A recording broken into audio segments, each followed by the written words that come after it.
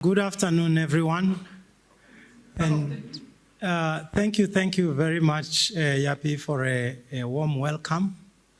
I was very excited when I received the invitation to come and engage with the farmers here. And I'm happy that everybody is still wide awake. I must say that the earlier presentation set a very good foundation for what I'm going to talk about. I am making a very specific call, and the call is for more investment into science so that we can be able to practice our agriculture better. You have listened early today that there is disinvestment, but I think our issues in our space is not that there is no money, just it's more about us being able to make the case for funding to be made available. I'll be speaking using a specific example where we have demonstrated that money is there, we just have to make a compelling case. I'm going to talk to you about the utilization of genomic technologies to the advantage of all South African livestock farmers. And I'm glad that, Yapi, you gave me that topic because it speaks to why we need investment. When we are inclusive, then the investment comes through. In terms of the presentation outline, I'm just going to start with a bigger picture where the industry is going, led mainly by the red meat industry services. I will talk a little bit about how the gene flow moves from one segment of our sector to the other segments. And I will give you an example of the work that we have done in terms of public-private partnership through the Beef Genomics project. And I will talk mainly to phase 1, but I'll also give you the good news about the phase 2, which is just starting. And I will finish off with some take-home message. So in terms of the red meat industry, the vision has been set for 2030, and there are specific targets that we need to look towards in terms of achieving them. And there is clarity to say in the emerging sector, the priority is more around how do we improve productivity. And I have highlighted one area where we said we need to increase production by 35%, which is quite a huge amount. And if you unpack this, there's a specific criteria that has been set in terms of what we need to increase. For example, the number of calves weaned. There's a very high target of adding another 155,000 weaner calves. And the question is, how are we going to be able to achieve this? But it's always good to set inspirational targets. Then the second point is around looking at the medium to large scale developing farmers to say this target of weaner calves needs to be set a little higher, more than 200,000, so which is quite a big task. If you are to look at animal and public health, it's one of the areas that is preventing us from playing into the international space in terms of exports. So the target has been set around securing lucrative markets so that we can be able to balance between local and international international demand. So these, as I've indicated, are very aspirational targets. The story doesn't end there. It also looks at the competitiveness and sustainability of the sector. And the issues that are being highlighted there, it's around the quality of breeding materials, especially those that are put in the hands of commercial producers. So there is a specific things that we need to do to be able to ensure that the quality of our commercial herd is improved from a genetic standpoint. The other point is around market access, which is very, very critical, especially, for all the farmers. This is a problem. And the issues are around increasing exports from 5% to almost 24%. This is in the next 6 years or so. So in terms of the vision, I think we are spot on. But then let me just provide some basis in terms of the terminology that I'll be using. When I speak about genetic technology, I'm talking about your genomic estimated breeding values, your parentage testing that is already mainstream, the mutation tests. We have listened to a presentation that went to great length around this, and also around breed fractions and genomic inbreeding values, which is very, very important. And when I talk about producers, I'm talking about our stud farmers, I'm talking about our commercial farmers, developing farmers, and market-oriented communal farmers. And this is very important.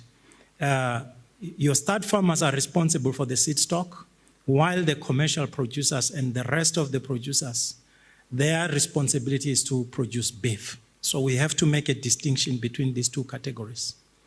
So in terms of the standard practice in animal improvement, you have a smaller set of farmers who are stud farmers, whose responsibility is just to breed better genetics. And this better genetics is supposed to flow into the commercial sector head. And if possible, some of these animals will also trickle into the developing and communal farmers level. But the question is whether this is happening or not. That is why you see question marks there. I do not think that our pipeline in terms of disseminating genetic value, it's very effective. There are some things that we need to do to make the pipeline more effective. So I am going to just give you some success stories of what the public-private partnership can assist with. We work together with industry, government, and academia to convince the Technology Innovation Agency, which is part of the Department of Science and Innovation, to say, we would want to work together as industry to bring about a genomic revolution into our country. We were funded from 2015 to 2018, some big amounts of money, around 30 million, which is public funds. And there's a whole lot of money that also came from the farmers, around 38 million, and an in-kind contribution coming from academia. And with this kind of investment, we were able to make significant inroads into the implementation of genomics. Reference populations were established for quite a few breeds because it takes quite a number of useful records, performance records, to be able to say, here it's a useful reference population. So in particular, we genotyped more than 5,000 animals, which is not a big number by international standards. We were able to get some data on meat quality and also feed intake. But you can see those numbers are very small. So in terms of the other deliverables that we were able to achieve through this project is that we build the necessary national capacity in terms of the technical, the infrastructure and equipment, and also the institutional arrangement, which was very critical, without which we wouldn't have been successful. So in a nutshell, we were able to come up with services that were made available to the industry. There is a value chain that has been created where there's testing for there's collection of biological samples, there is genotyping, and there are EBVs that are being provided. This wouldn't have been possible without this project. But the question is, how can we extend the impact of this genomic technology to a wider industry? So this allowed us to make a compelling case to the Technology Innovation Agency. In the last 4 years, we have been engaging with them and all the relevant stakeholders in the industry to say, we really need to give it another shot because there's value in doing this. And just towards the end of March this year, TIA managed to sign on the dotted line to say, we will give you an additional 38 million towards this project, which was very, very important. And we have set ourselves targets. And you will see that we are now going to be very aggressive in terms of genotyping. And there's a specific reason why we would want to do that. We want to drive the price of genotyping low so that it's affordable to the rest of the industry. And this is the kind of money we're talking about. We're talking about close to 100 million investment, which is very, very important. And you can see that government and industry working together will make a huge difference. The 70% that is coming from government is very, very important, which is supplementing the 30% that is coming from the farmers. So that is why we were able to convince other role players to say we need to give it another shot. And those are the different stakeholders that are involved in the second part of the project.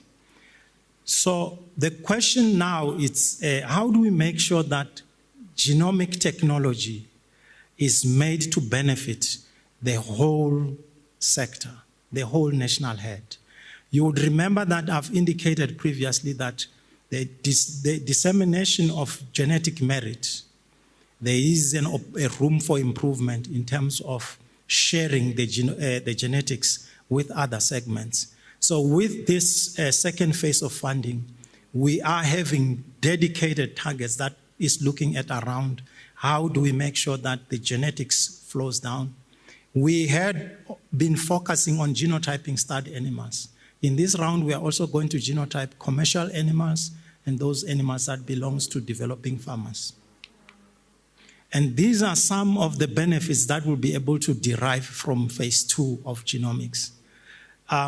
For the start, in terms of genetic improvement, we have done a fantastic job, especially in those traits that are easy to measure and that you can measure cheaply. But those traits that are important, such as fertility and so on, there is a huge room for us to benefit from genomics in terms of accuracies. The same can be said for the commercial, and we can go as far as extending this value to the communal head. If you are to look at inbreeding, with the pedigree data that we already have a good handle on pedigree in terms of the start. But you cannot say the same on the commercial and the communal head. And I want to venture to say, one of the reasons why we're having low reproductive rates in the communal head, it may have something to do with inbreeding. So with the genomics, we can be able to go and say, this is how you're going to manage inbreeding because we can be able to do the testing. In terms of breed fractions, this is very, very important for the commercial sector in terms of hybrid vigor. So with these genomic tests, we're able to come up with breed proportions, which is already standard practice with Statbook. So there's a lot of value that can even go to the communal head because the communal head, these are nondescript, but with genomic tests, we will be able to say these are the breed proportion that has gone into animals that are found in a particular district. And at the end, we may have an idea of what sort of proportions work from one area to the next because the environments are not the same. And lastly, managing the deleterious effects. Every breed has a little sort of skeleton somewhere. So with genomics, we can be able to handle that and we can go as far as assisting the communal head. And lastly, as I close, this is the take-home message to say genomics will allow us to do precision breeding, but we are all on the same page in terms of the costs that are involved. So we'll be able to have rapid genetic improvement, we'll be able to select against deleterious mutations, and better handle the issue of inbreeding. And secondly, in terms of genotyping of the commercial and developing and communal heads, there is an opportunity for us to be able to measure the genetic progress in that particular space, which is a subject that is often ignored. And we'll also be able to determine what is the breed composition of the communal head. And lastly, I think if we are able to do everything that we have put in terms of our targets for phase 2 of beef genomics, we will be able to contribute positively towards the priorities that have been set in the red meat industry strategy. So as I conclude, I have no doubt that anybody who is sensible in terms of how they think about our industry would say no to us needing resources to be able to do this important work. I didn't touch on any social benefits from this program. So I think as an industry, we should be proud of ourselves that by working together, we can move mountains. Thank you, thank you.